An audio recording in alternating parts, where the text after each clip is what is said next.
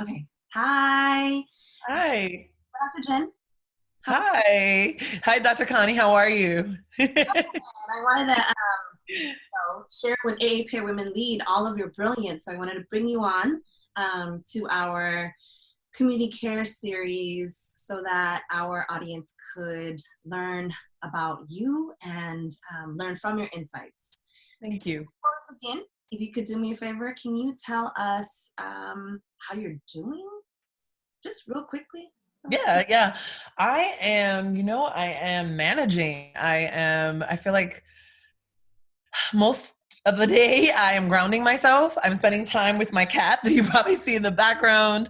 I'm checking in with people I care about.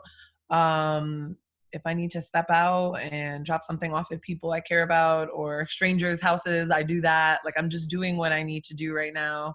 So close to the epicenter, New York, New Jersey area is pretty heavy, but I'm really grateful to be here. And so is Goddess Isis, who is walking. Say hi, everybody. Yeah, there's my cat. Yeah, so thank you for asking, Dr. Connie. I appreciate it. Of course. Mm. I wanted to, I was mentioning that you're an important figure in our kind of community at large. And what I mean by that is you have a huge social media following under the name Decolonizing Therapy. Can you tell us what that means and what you do under that? Sure. Yeah. Um, what I do is hold a lot of space for people to unpack their like intergenerational, historical, and ancestral trauma, and help them transform it and move through it, which I think is always the tricky aspect, right? Is like understanding where some of our pain comes from and realizing that underneath so much of this pain is a hell of a lot of rage, grief, historical unresolved grief, and massive amounts of trauma. But within that trauma and grief and rage is also a lot of hope and resilience and community and collective care, as well as joy. So that's a bit of what I do. I also create ritual and hold space for people, and sometimes in my individual or group sessions, a lot of our work ends up being ritual because we're thanking, let's say, ancestors or our communities, our literal tribes, that have held us down and given us the tools that we needed. So decolonizing therapy is about individual and collective ways of dismantling and unpacking systemic dis-ease, right? So it's really looking at like all the different phobias and looking at the ways in which we have been taught. When I say we, I'm sorry, it's like predominantly people of color, so Indigenous, Black, Brown individuals, a lot that are also some queer identified, fluid identified, and helping us look at all the ways in which the system has continued to lie to us, demean us, not really provide equity, and continue to distance us from our natural brilliance and joy and the natural strength and resiliency that we have and our communities have. So part of my job, I feel I've been called here to literally ask psychology and counseling and social work and academia and systems to take accountability for the harm and the violence in which they've enacted on our people, and in particular psychology, because I'm a psychologist. So as a psychologist, I've had to take some responsibility at the ways that I've caused harm and injury to people unconsciously.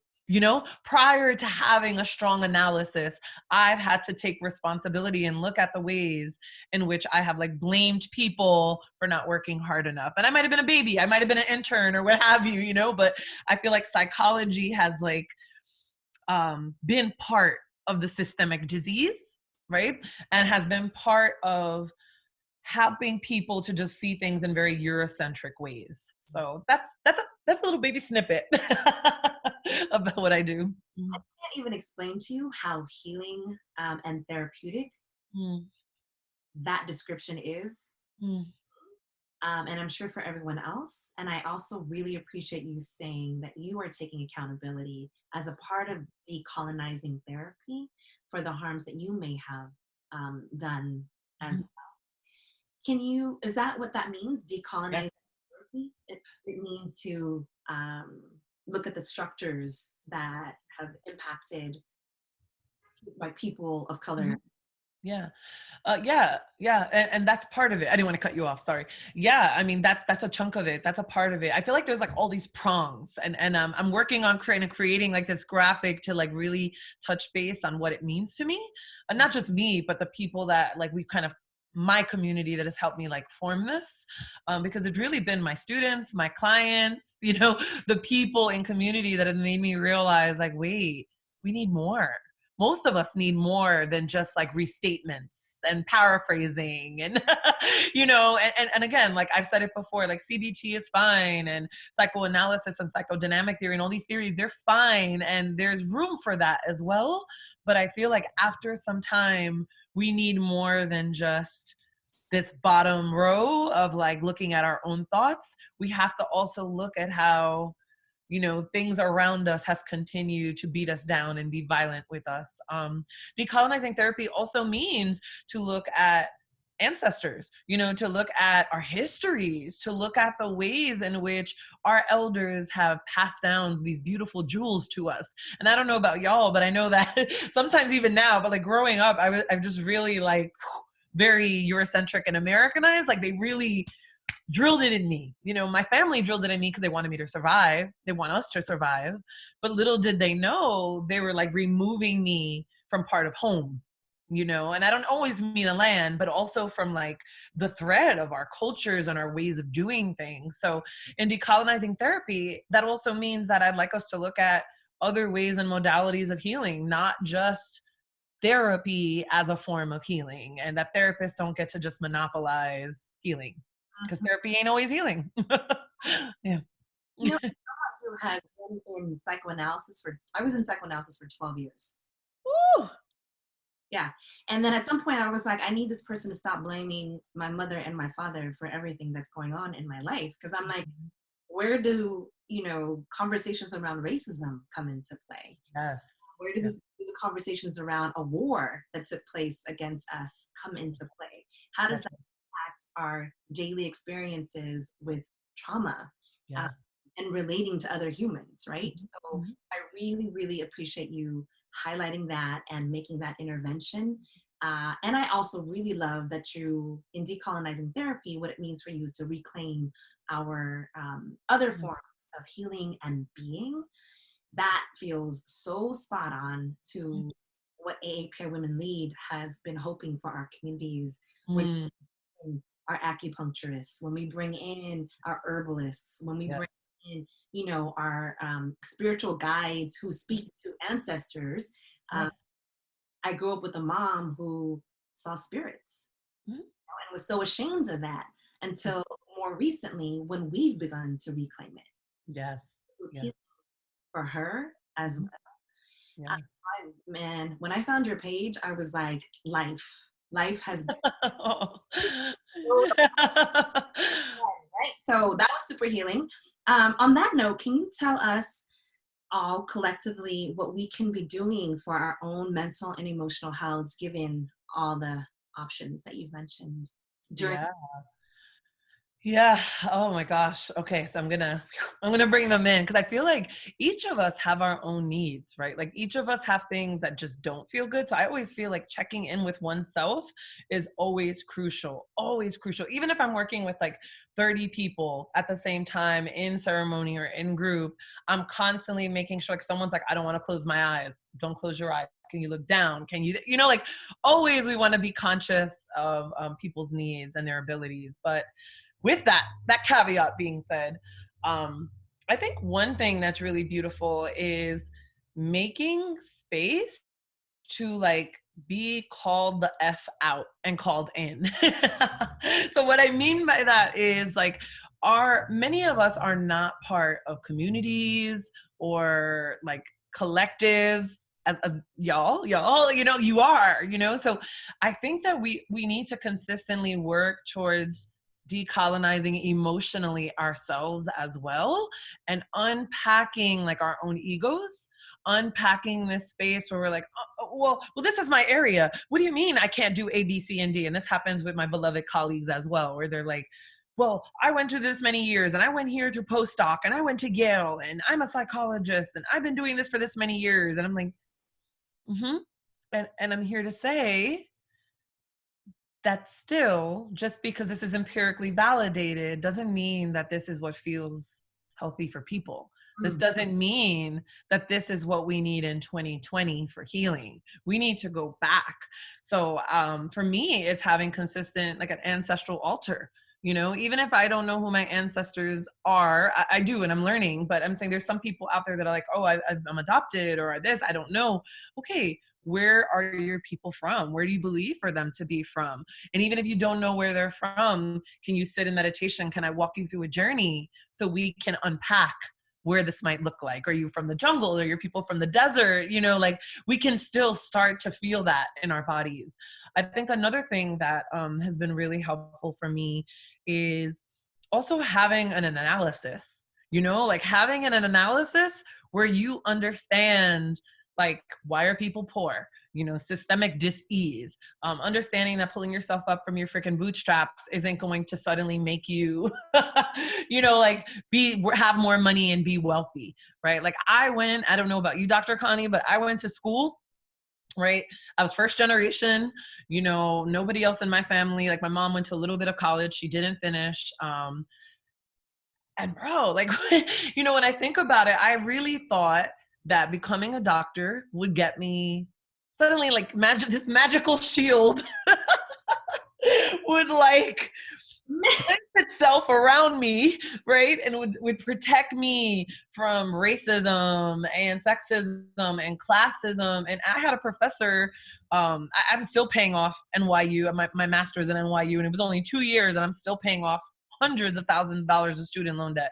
But I had a professor tell me, you know, Jennifer, you can be really articulate sometimes and you write really well, but every so often this boys in the hood comes out of you. Right? Right? Steinhardt School of Education, bro. And I had all these things to say, but my body shut down. It was a trauma response. My body, I didn't say anything cool. And no, y'all, I didn't say anything. I did this. And my body felt it for years, which is why I talk about it and tell the story so that I don't have to like, it can lose its power in me and around me. So yeah, other things I think that we need to do are continue to lovingly educate and call each other in.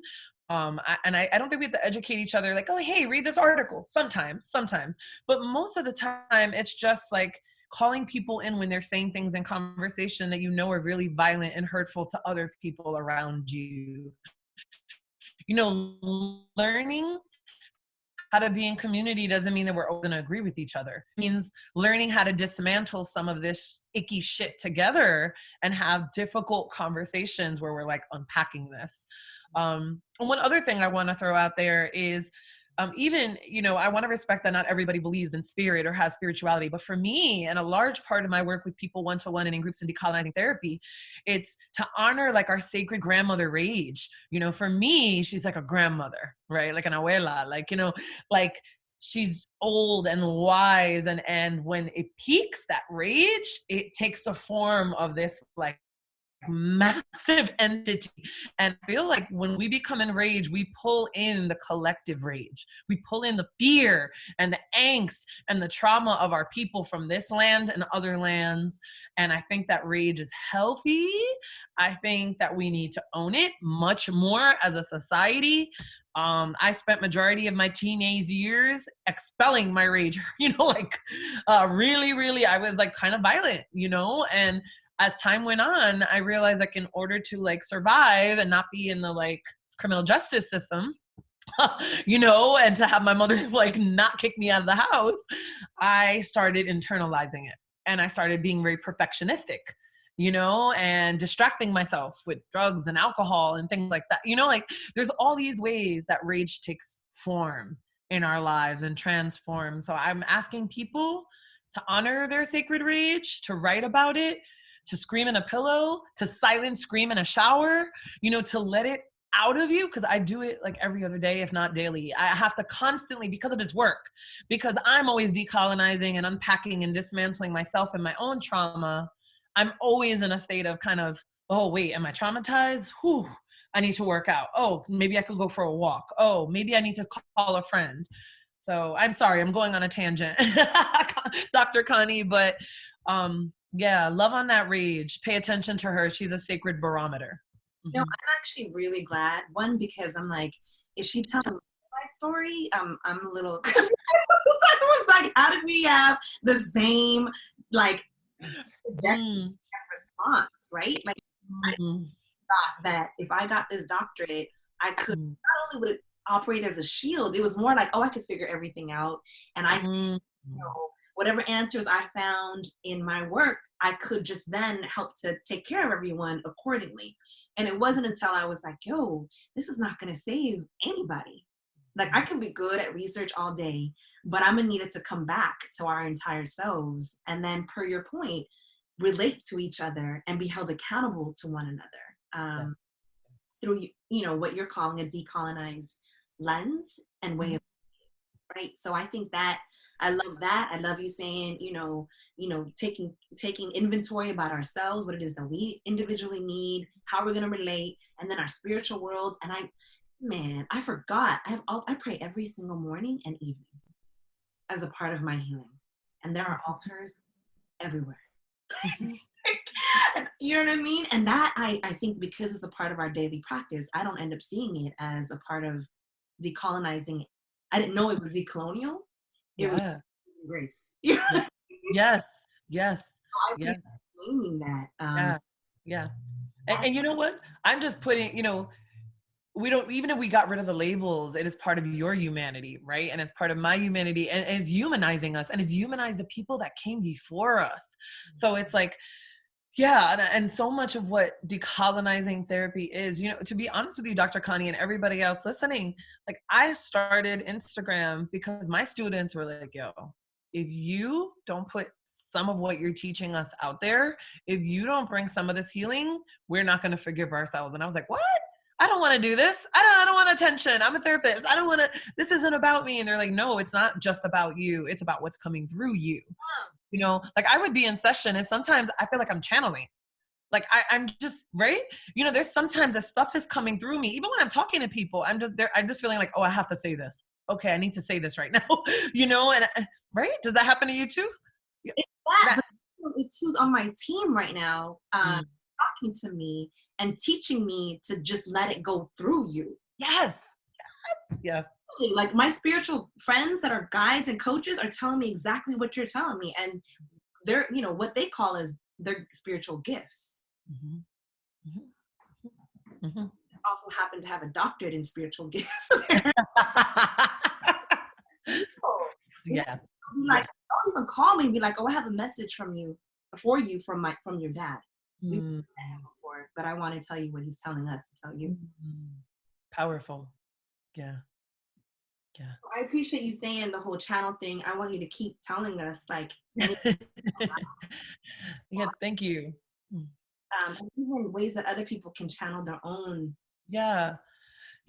Honestly, when people reach out to me from like Instagram or on my email, a lot of the work that I end up doing with them is that of creating ritual in their life, and setting up spaces and places where everything that we're doing feels like acts of like just sacredness, like the best of our ability.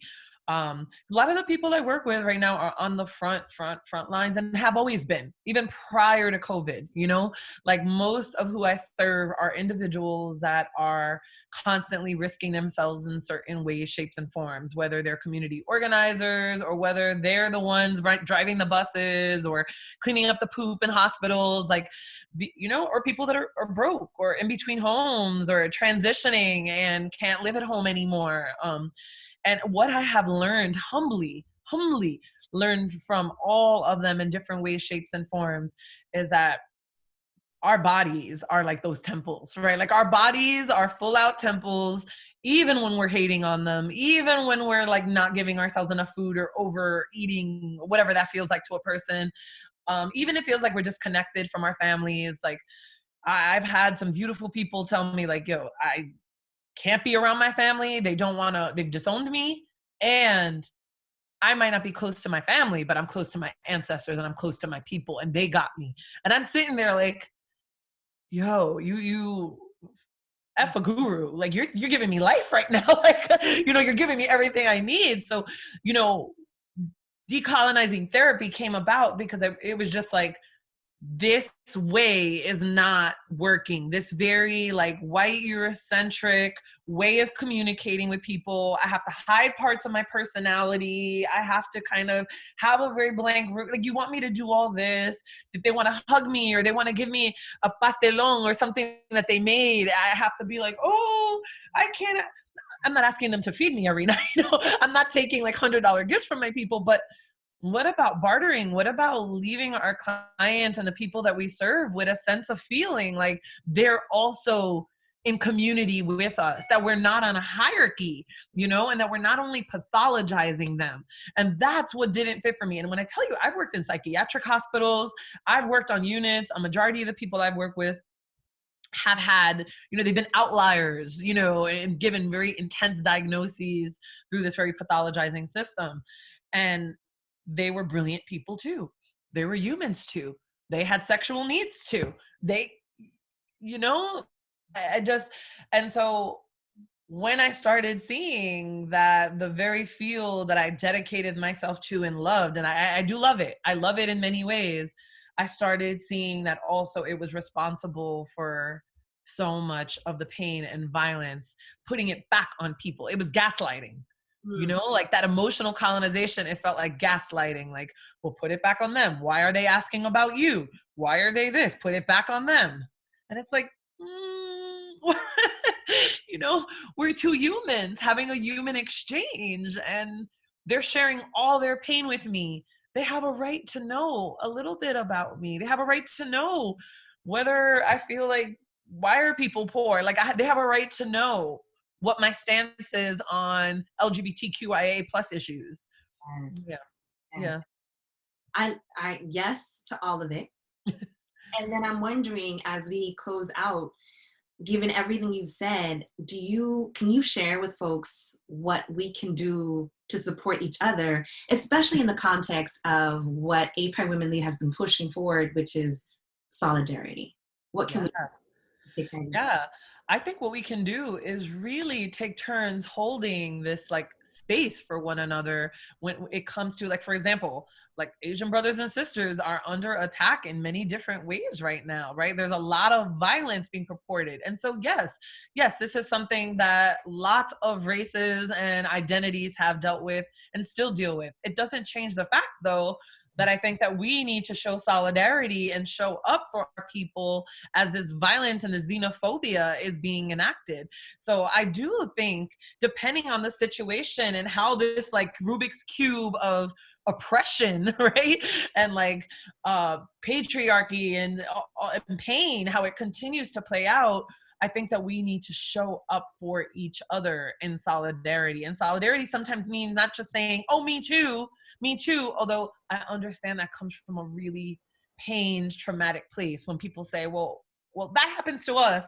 Like, I don't want to, like, show support for this population because where were they when we were dealing with A, B, C, and D?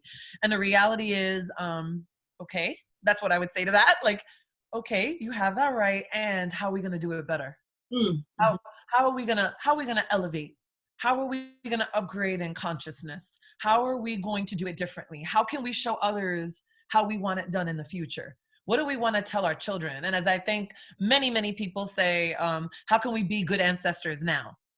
Right? I think I've heard Leila Saad say that, like, how can we be a good ancestor now? And that really sticks with me. So I think in solidarity work, that means like loving on each other, understanding that we don't want to fall to the white supremacist patriarchal ways of dividing and conquering, and really seeing that, people of color and people of indigenous, Black, brown, identity have gone through various forms of colonization and continue to, and we're continue to be abused. And, this United America has colonized and abused many of our countries and bombed and violated many of our homes and ancestries. So we really need to look at what the real problem is.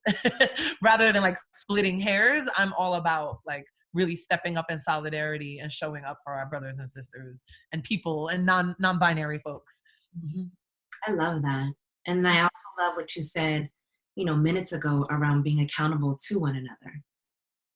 Showing up for each other means being accountable to one another and being the best versions of ourselves, whatever that may look like. Yeah.